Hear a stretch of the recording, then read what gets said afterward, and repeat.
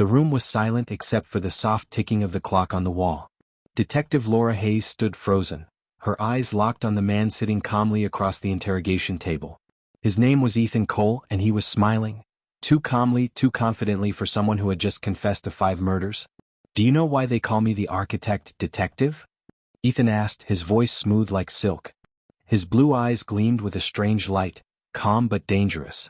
"Because I don't kill for rage. I design it." Laura felt a chill race down her spine. On the table lay a stack of files, each one belonging to a victim. They were all brilliant people: a doctor, a scientist, a mathematician, a computer engineer, and a chess grandmaster. Each had died in a different way, yet every crime scene carried one strange clue, a puzzle left behind, always solved by the next victim before they were killed. Ethan leaned forward. "You see, detective, intelligence is a game. The weak play by instinct. The strong play by logic. But he paused, smirking, "I play by both." Laura's heart pounded. She finally whispered, "Why did you do it?" He grinned wider. "You'll know soon enough. The 6th move begins tonight." Her face went pale. "There's another victim?" Ethan slowly nodded. "And if you can solve my next puzzle before midnight, you might just save them." The detective jumped from her chair, rushing for the door, but Ethan only laughed softly, his voice echoing in her mind. "Tick-tock, detective. The clock always wins." 3 months earlier, no one had even heard of Ethan Cole. He was a quiet computer engineer in Boston, a man who never raised his voice, never caused trouble, and always seemed polite to everyone around him. But behind those calm eyes hid a mind sharper than a blade. Ethan had an IQ of 182, making him one of the smartest men in the country. He had once been a child genius, appearing on national TV for solving complex equations at just 10 years old. But that brilliance came with a shadow, an obsession with control. Everything in Ethan's life was planned to perfection. His work, his meals, even his sleep schedule. Yet when his younger sister, Emily, died in a hit-and-run accident 2 years earlier, something inside him snapped.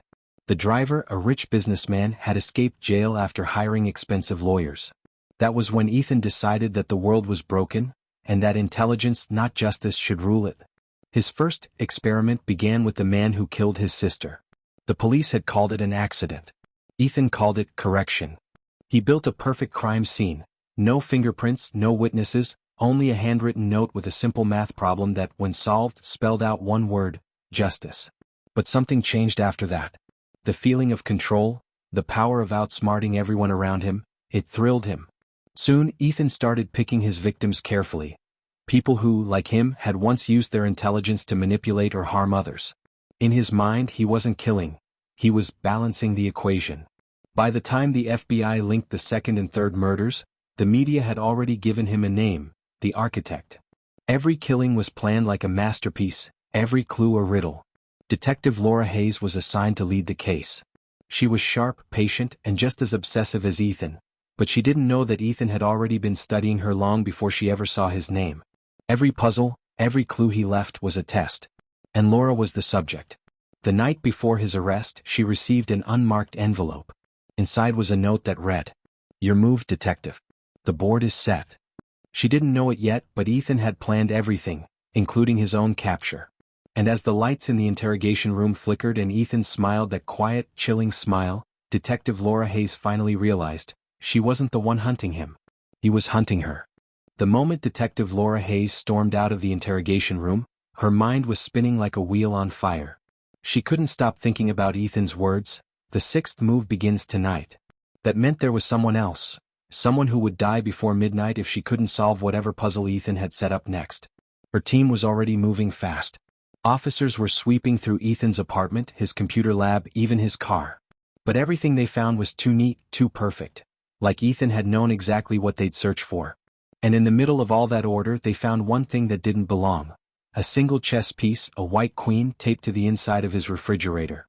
On the bottom of the piece, in tiny letters, were the words, "Queen to E5, time always wins." Laura froze. She knew it wasn't random.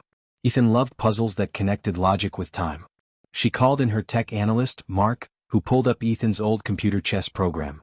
After running the move through it, the game position displayed something strange.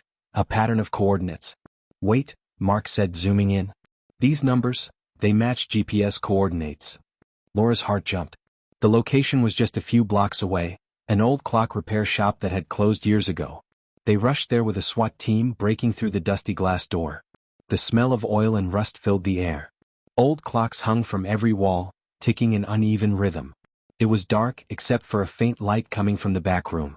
When Laura stepped inside, her flashlight landed on something that made her freeze. A young woman, tied to a chair, a gag in her mouth, eyes wide with terror. A digital timer beside her counted down from 14 minutes and 56 seconds.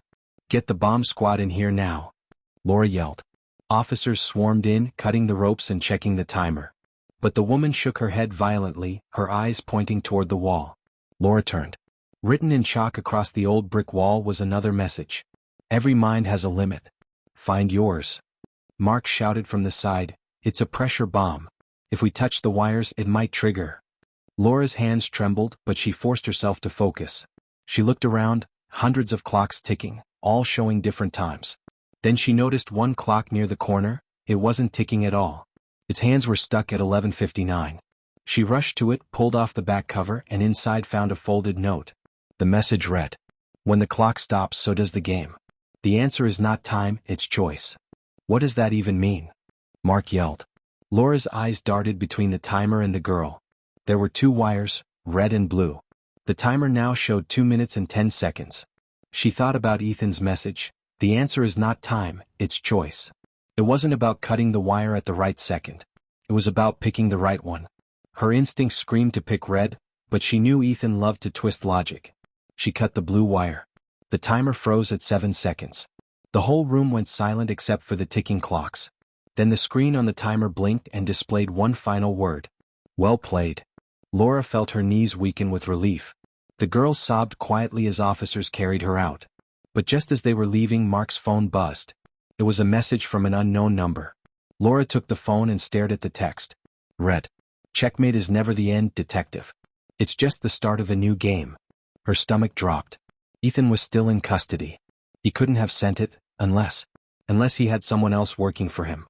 She looked back at the rows of clocks, and for the first time she noticed that one of them wasn't just ticking, it was recording.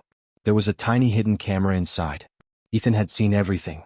And somewhere, sitting in that cold interrogation room, he was probably smiling. Detective Laura Hayes raced through the FBI hallway, her phone pressed tightly to her ear. "Lock down the interrogation room, now," she shouted. But by the time she reached the room, it was empty. Ethan Cole was gone. The guards who were supposed to be watching him were lying unconscious on the floor, their coffee cups shattered beside them. Someone had slipped something into their drinks. On the table sat a small black chess king piece and a note that read, "The board resets itself when the king makes his move." Laura's pulse hammered in her throat. How did he escape a high-security room with no windows and one door? She asked, scanning the area. Her tech analyst, Mark, ran toward her. "We checked the cameras. They glitched out at exactly 3:03 p.m. for 1 minute. And when the feed came back, he was gone." Laura's eyes narrowed.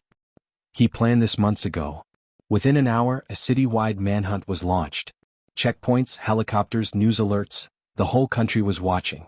The architect, America's most intelligent killer, had vanished into thin air. But Ethan wasn't running. He was watching. 2 hours later, Laura's car screeched to a halt outside a massive glass building, the Boston Institute of Advanced Studies. It was where Ethan once worked as a software engineer. And according to the latest signal from the hidden camera he used in the clock shop, it was now transmitting from inside that same building. The elevator doors opened with a soft ding. Laura and her team crept through the dim hallway, flashlights cutting through the darkness. On the walls were mathematical formulas written in chalk, the same ones from Ethan's old notebooks. Mark whispered, "He's been here. Recently." Suddenly the overhead lights flickered on, and a voice came through the intercom, calm, confident, familiar. "Welcome back, Detective Hayes. You've done well, but you're still 2 moves behind." It was Ethan. His voice echoed through every speaker. Laura shouted, "Where are you, Ethan?" "This ends tonight." "Oh, it ends," he replied, "but not for me." A metal door at the end of the hall slowly opened on its own. Laura stepped through, her gun raised. Inside was a massive room filled with computer screens, all showing live security footage from around Boston. Highways, police stations, even her own apartment. On the main screen was a live feed of her mother's house. Laura's chest tightened. "What did you do?" Ethan's voice grew softer. "Don't worry. She's safe, unless you fail the final test. A new video popped up, Ethan sitting calmly in a dark room recorded hours earlier. Detective Hayes, by now you've realized this isn't about the murders. It's about control. Every life, every decision, every consequence, all part of a design. You wanted justice. I wanted balance. But tell me, what's the difference when both lead to death? Laura clenched her jaw. You're sick. Perhaps, his voice replied. But if intelligence is a weapon, am I not simply better at using it? She noticed one screen flashing red. It displayed a countdown, 15 minutes, and the words, Final equation. A computer terminal blinked to life, asking a question. Which life would you save? The mother or the city? Laura's heart froze. She typed furiously, trying to override the system, but every command failed. The algorithm was locked with Ethan's signature encryption, a code only he could solve. Mark yelled from behind her. He's giving you a choice. Save your mom or stop a gas explosion he's rigged downtown. Laura's hands shook. The timer was now at 2 minutes and 12 seconds. She stared at the screens, her mother asleep on the couch, unaware of what was happening, and the map of the city blinking red at the heart of downtown Boston. Ethan's voice returned, almost whispering. Let's see how far you're willing to go for justice, detective. Laura screamed, no more games, and slammed her hands on the keyboard. In a flash of instinct, she rerouted the city's emergency power grid through Ethan's encryption firewall, forcing the system to crash. The building lights flickered. The countdown froze. Then every screen went black. The silence was deafening. Mark exhaled. You did it, you stopped it. But before Laura could even breathe, a small audio file began to play, Ethan's voice again recorded in advance. Well done, detective. I expected nothing less. The recording paused, then continued softly. But remember, intelligence never dies. It evolves. And then the building's alarms blared. From the upper floor, a shadow moved past the glass, tall, calm, wearing a black coat. Laura looked up. Her eyes widened. It was Ethan, alive, watching her from above. He smiled, gave a small nod, and disappeared through the emergency exit into the cold Boston night. By the time her team reached the roof, he was gone. Only one thing remained, a single chess pawn lying on the edge with a note beneath it. Every game begins again when the pawn decides to move. Laura stared into the dark sky, her breath visible in the freezing air. The game wasn't over. It had only just begun.